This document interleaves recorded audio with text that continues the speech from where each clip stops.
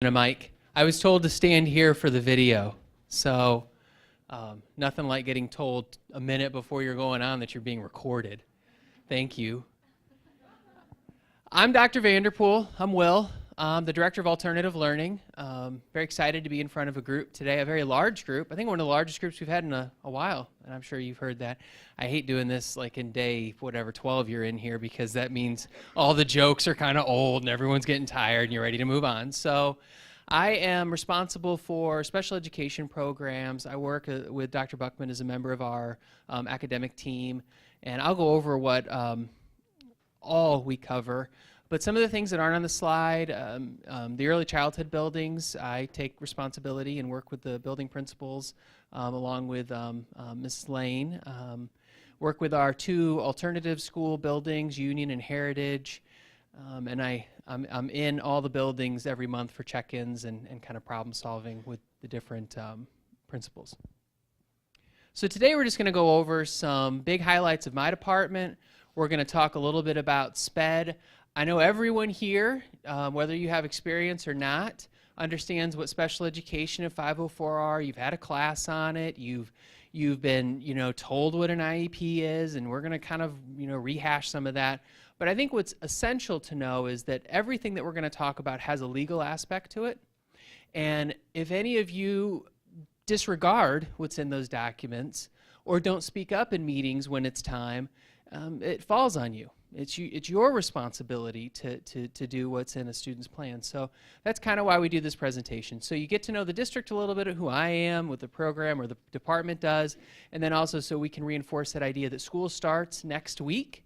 You have kids that you've probably already looked at in Infinite Campus, and if they have a 504, bless you, or an IEP, or they have a health plan, you're responsible to know what's in those. And so you can't kind of say, well, no one told me. It's kind of your responsibility. So we just want to reinforce that. It's a very big deal here in Francis Howell.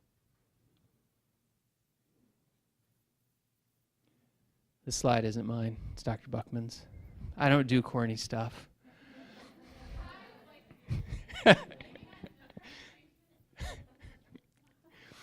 So big ideas for the department. We cover special education. We serve around 2,000 students in the Francis Howell School District that have an IEP. That's pre-K on up through 21. Homebound, and we'll go over the details, gifted education, health services, and we support the 504 process. I allow Dr. Patterson. Has Dr. Patterson been in here yet? I allow her to be the final say in that because because if anyone's been teaching for any length of time, you know that special education can be a little contentious, and I can't do everything that's contentious. So we kind of share the burden there.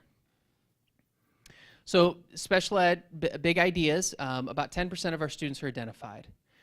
And that's K-12. And we serve around 400, a little over 400 early childhood students every year, our little ones. We have special ed classrooms in every building, and we have several specialized programs.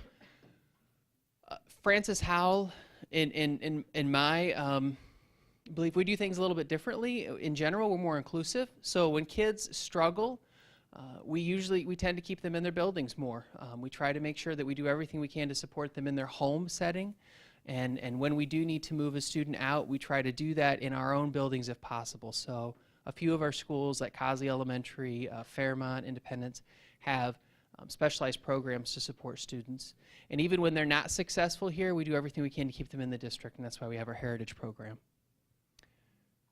And our just general structure. So if you're working with the student or you're working with the family, who are some folks that you may start to see come into your classrooms and into your meetings? Myself, I always feel like if I'm in a meeting, typically that means there's been a break in the process. I'm there to mediate at the point. So if I'm coming into a meeting and you see me sitting there, there's been something that's happened along the way with the family that we probably lost trust, or we've done something with the student that hasn't been successful, and I'm there to kind of help fix it.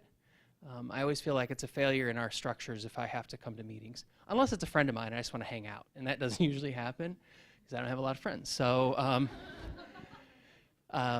so we got district coordinators, and they're usually the ones pushing into buildings and meetings and working with students. Any kindergarten teachers here? Okay, good. Well, one. We have a lot of new friends that start kindergarten. Several of those probably have never seen a classroom before, and as any elementary teacher who's seen a kindergarten classroom knows that you have a lot of surprises, and we find ourselves pushing into a lot of kindergarten classrooms the first few weeks of school. We have a program coordinator that specializes in autism. You'll get to meet one of our program coordinators here in a little bit, Sherry Magaja, who is our new mental health coordinator, and she'll be talking about the things that you need to know supporting students with mental health needs. We also have program specialists. We have someone that is our OT PT coordinator, and Kathy Fortney does a lot with assistive technology and supporting families and students. So there are a group of experts, and again, why it's a problem if I'm in the meeting, because those experts usually have the answers that I don't. And then you have SEAM reps. Did not come up with the name. This is my 8th year here, and I've tried to change little things, but names people seem to really kind of hold on to. So SEAM stands for something Special Education Administrators Meeting, and so if you're a SEAM rep, that's usually your special education department chair, so they're the ones kind of leading out the SPED process in the building, and there's a building administrator that is assigned to special education. Sometimes it's a building principal, sometimes it's one of the APs, sometimes it's an intern. It just depends on the building. But there's always a building level administrator assigned to special education. So Homebound, we have around 140 students a year that are served through Homebound. And Homebound typically happens, it's one of two. It's either a medical or a psych Homebound.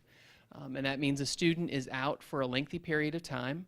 We want to continue to support them in their education, and so we'll have a teacher that will push into the home, help coordinate homework. It's a big deal, especially at our secondary schools. If you're in high school and you break your leg and you're going to have to be out for 6 weeks because you can't move, you're on bed rest, you're going to lose all your credits if someone isn't getting your homework and helping you through that process. So that's why Homebound's in place. When we identify a student, typically the counselors or the principal, sometimes the parent, if they know that their situation, comes up and says, I think we're going to need to do something different because we're going to be out for a while.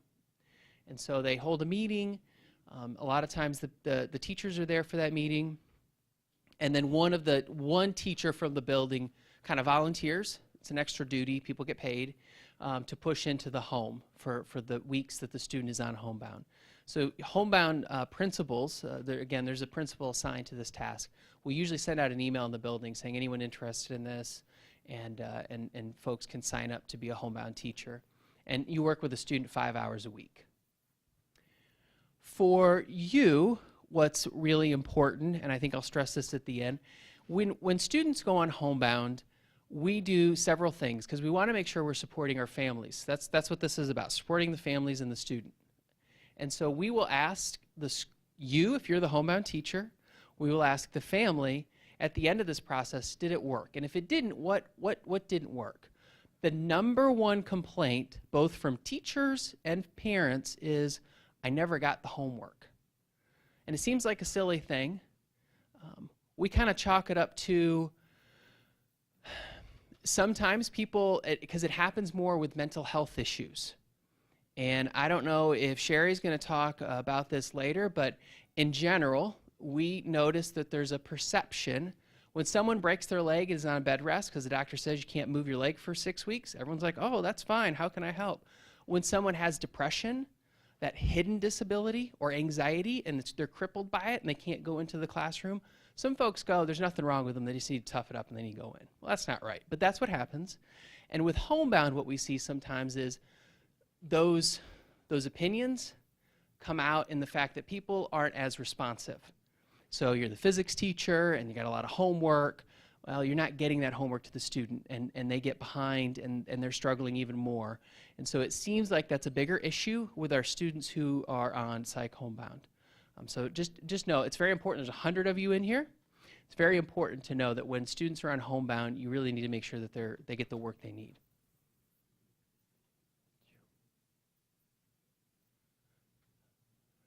Okay, so just some big ideas. I'm going to assume everyone knows what an IEP is. It's the plan developed for a student that receives special education. 504 is an accommodations plan, which could include some special education supports. We really believe in the district that no student should go without what they need. So you have a lot of kiddos that you'll be working with that could receive special ed supports, and they're not special ed. They need that reading intervention, and the only person in the building teaching Spire is our special ed teacher. They join that group because that's just the right thing to do. Now, if they're in there for a very long time, we talk about maybe it's time to look at them being, part of us, part of special education, but usually we let the kids just join the groups. 504 is an accommodation plan, like I said, an individual health plan. So your nurses, for students with diabetes, they'll have a health plan. And again, it's important for you to know that, especially if you're in elementary school, because a lot of the kids can't speak up for themselves and let you know what's going on. So a lot of this I'm going to say in the next few minutes is kind of boring and everyone's heard it before. I just want to reiterate some of the big ideas, again, from special ed. An IEP is updated every year. Okay? It's comprehensive. It's 25 pages typically. Contains a lot of information about where the student is. If you're that student's 8th grade history teacher and they have a learning disability, a significant one in reading, it's really important that you know that because they're going to be impacted in your classroom and you're going to need to be able to support them. You will, if you're the regular ed teacher, you should get a shortened version of a student's IEP. Why they have an IEP, their present level, and what are their accommodations in your classroom. And then they'll have a case manager, usually that person you can contact if you have questions. Section 504, federal law. This is the one I always get the scared of the most because 504 falls under the Office of Civil Rights. And when families have a problem under Section 504, they can file a civil rights complaint. So you have a student who's identified with a disability, we need to accommodate that disability, and if we decide we're not going to accommodate that disability, then that's discrimination. So that's a big deal. Typically, our counselors case manage students on 504s. Every now and then our nurse handles it if it's strictly a health issue. And then the health plan. Nurses write lots and lots of health plans. You're going to have students with asthma, diabetes, allergies. It's just very important to know which ones could be life-threatening. Nurses are good, too, about making sure you're aware of what's going on. So they will let you know. If you get something from a nurse that says you need to be aware of this student's needs, you need to really, really pay attention to that. Because you're not going to get every health plan they have on a student. Because you don't need it. But the nurses are really going to highlight the ones that are essential.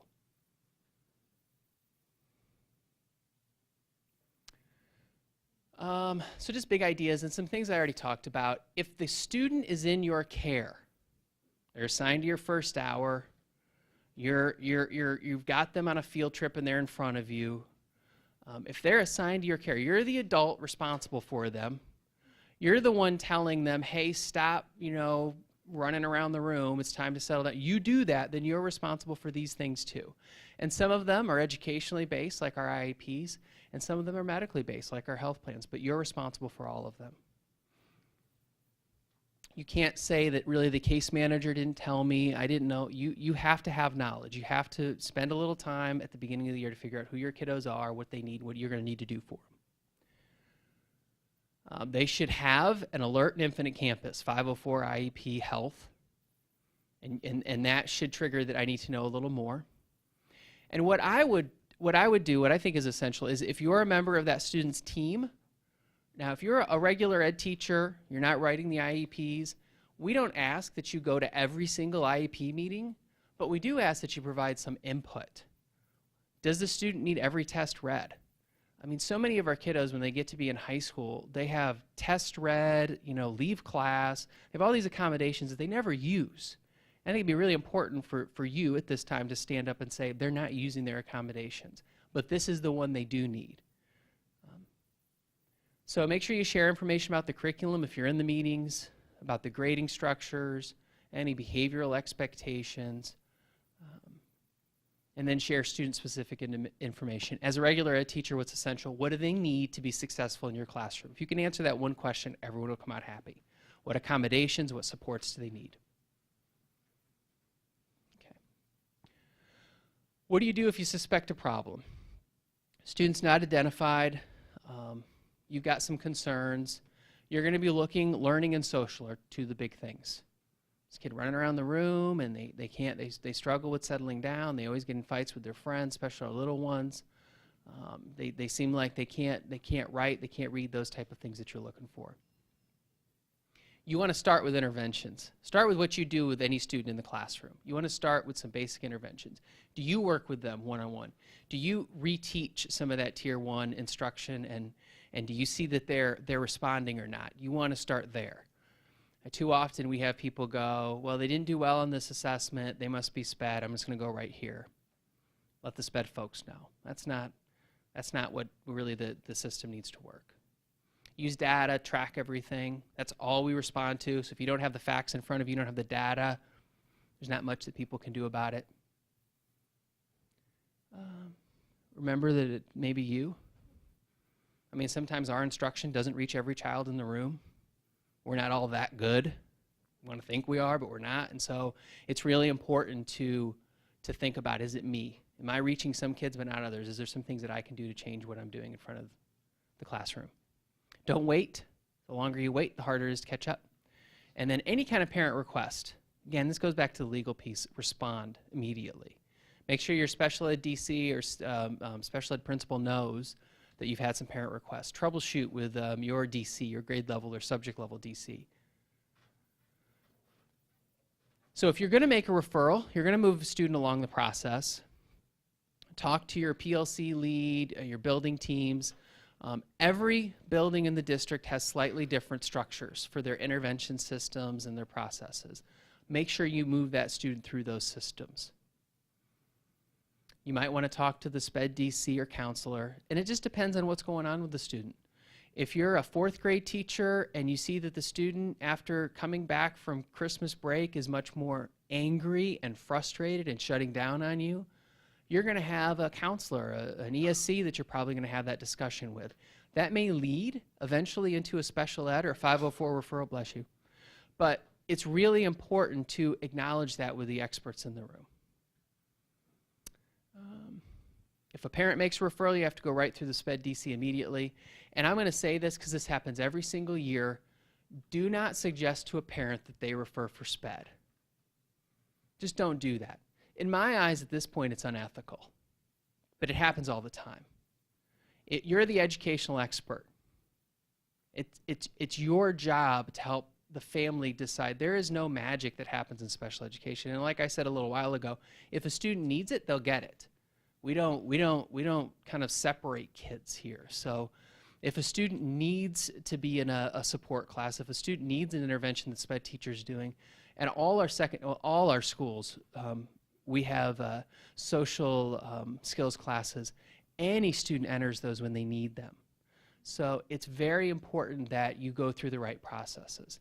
Don't tell a parent, I don't really want to do this, so why don't you just refer them and then they'll get tested. All too often, the kids don't qualify. And so the parent sat through this 3-month process of meetings, and in the end, the student doesn't qualify. And it's really tough because then the person having to present that information is the bad guy. This is, again, participation for, and it should say 504 on there too, but any student meeting, you're a required participant. Everyone here is required to participate. If you're asked to attend, you're required. And you're there because you're an expert on your curriculum and an expert on that child because you see them. So make sure that you're an active participant.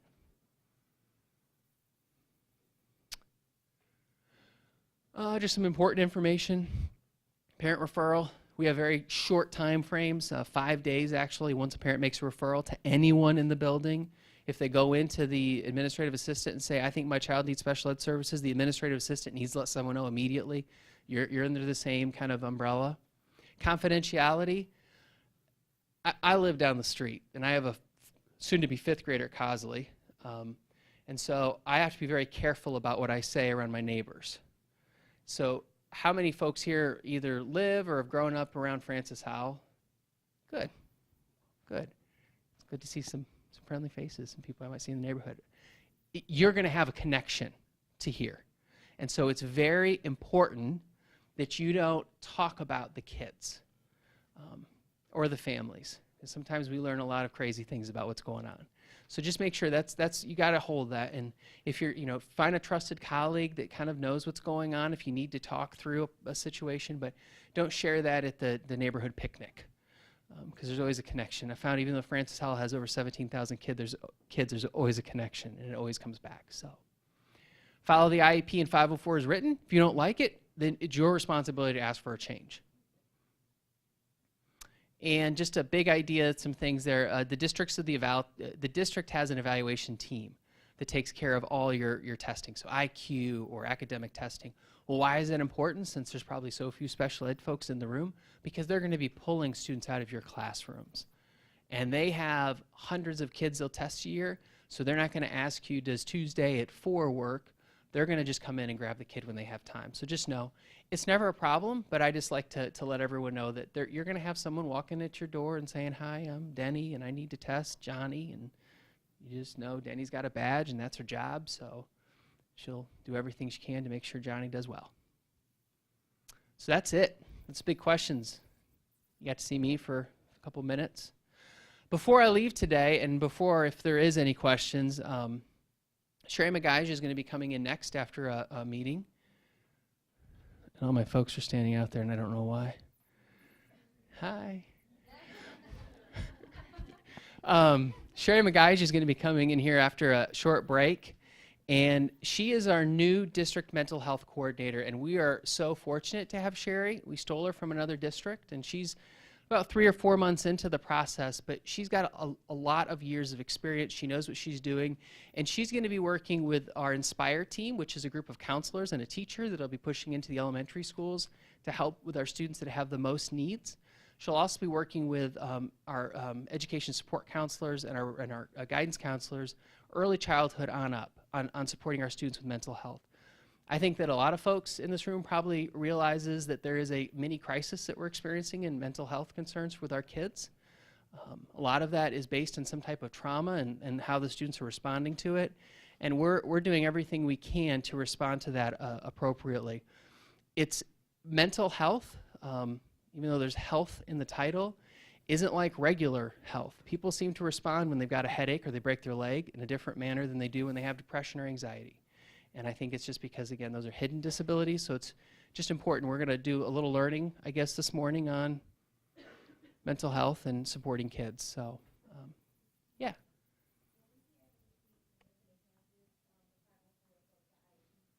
No, but you'll get a copy of those. They'll email those to you, yes. And we have a new system for 504s and IEPs that we adopted a couple of years ago, and that system is allows teachers to have access. We just haven't turned it on yet and let people know what it is because we don't want to overwhelm anyone yet. But I think we're going to be doing that this year because we're also going to give parents access. So, other questions about anything? Yes? You should start getting them as soon as teachers come back. So they come back on Wednesday, and you'll probably start to get them between now and next week, yeah. Yep. Anything else? Yeah.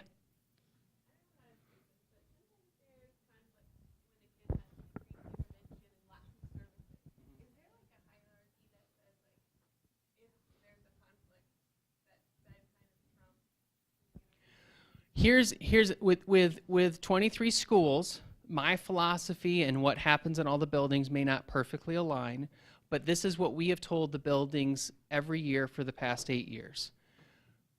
Kids need to know how to read, write, and do arithmetic. They need to know those basic academic functions. We're a school.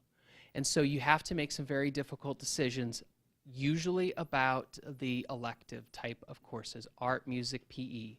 And so the priority is the academics.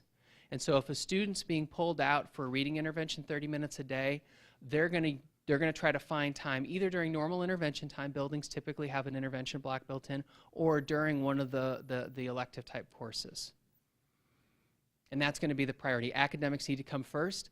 Elementary teachers usually struggle with that because you're taking away something, and you should never always take away PE or art. That's not okay either. You need to mix it up. But our elementary folks always struggle with that, and then our middle school folks go, well, if you don't teach them to read in elementary school. In middle school, they're going to get a 90-minute block and they lose all that stuff anyway. So it becomes it's better to get them those skills when they're younger, or we're going to lose 90 minutes when they get 2 class periods when they get to middle school. So I would say academics come first and then everything else falls in when available. Yeah.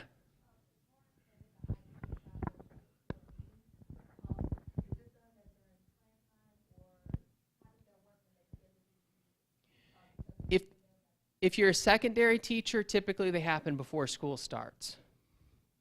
So it'll be like 6:55, and I love those meetings. 6:55 is usually, if you're like a high school teacher, they do it at 6:55. For our middle and high schools, because we have to have a regular ed teacher at all the meetings, we encourage, and I would say most of the secondary schools are doing this now, find a teacher and don't always use the same teacher. So if a student has 4 or 5 regular ed teachers, we try to get one of them to come to the meeting to talk about how they're doing in that setting. And then we get input from everyone else. At the elementary level, they usually have SPED days. And so a SPED day happens on Wednesday or Thursday. It's usually during the week, during the middle part of the week, Tuesday through Thursday. And during that SPED day, they'll bring in a substitute. And so if they need to pull a regular teacher for that meeting, that 4th grade teacher, the sub will go in and cover the classroom for a little bit, and then the teacher comes down to the IEP meeting. And typically those are scheduled out weeks ahead of time, so if you're the teacher in that room, you can kind of plan what's the sub going to do for that block of time. Okay. Any other questions? Dr. Buckman?